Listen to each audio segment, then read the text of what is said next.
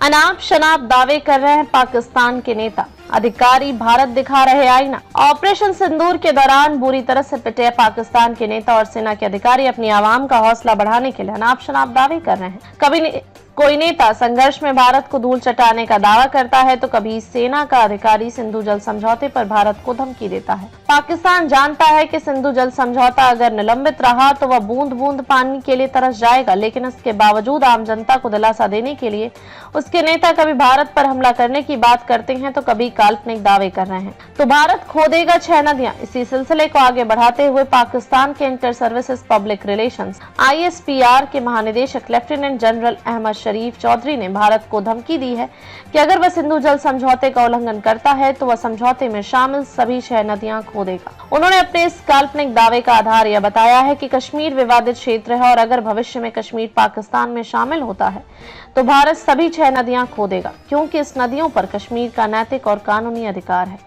अहमद शरीफ चौधरी के इस दावे से अंदाजा लगाया जा सकता है कि सिंधु जल समझौता निलंबित करने के भारत के कदम से पाकिस्तान में कितनी बेचैनी है। Nuclear blackmail. Pakistan peoples party के अध्यक्ष और पूर्व विदेश मंत्री बिलावल भुट्टो ने कहा, अब पूरी दुनिया को न्यूक्लियर ब्लैकमेल करने में जुट गए हैं। उन्होंने कहा है कि भारत सिंधु जल समझौते को निलंबित करके पानी को हथियार बना रहा है। उन्होंने दुनिया को चेताया कि अगर भारत पाकिस्तान के बीच परमाणु युद्ध होता है तो इसके नतीजे पूरे क्षेत्र और दुनिया को भुगतने होंगे। उन्होंने पाकिस्तान को आतंकवाद से पीड़ित देश भी बताया। आतंकवाद पर भारत के कड़े तेवर को देखते हुए बिलावल भुट्टो दुनिया को परमाणु युद्ध की धमकी दे रहे हैं और चाहते हैं कि दुनिया के देश भारत पर बातचीत के लिए दबाव बनाए। इस बीच पाकिस्तान के प्रधानमंत्री शहबाज शरीफ ने दावा किया है कि पाकिस्तान ने 1971 के युद्ध की हार का बदला ले लिया है। पाकिस्तान के प्रधानमंत्री शहबाज शरीफ ने गुरुवार को पहलगाम आतंकवादी हमले को दुर्भाग्यपूर्ण बताते हुए कहा कि पाकिस्तान और भारत के बीच लड़ाई किसी भी क्षण बहुत खतरनाक मोड़ ले सकती थी।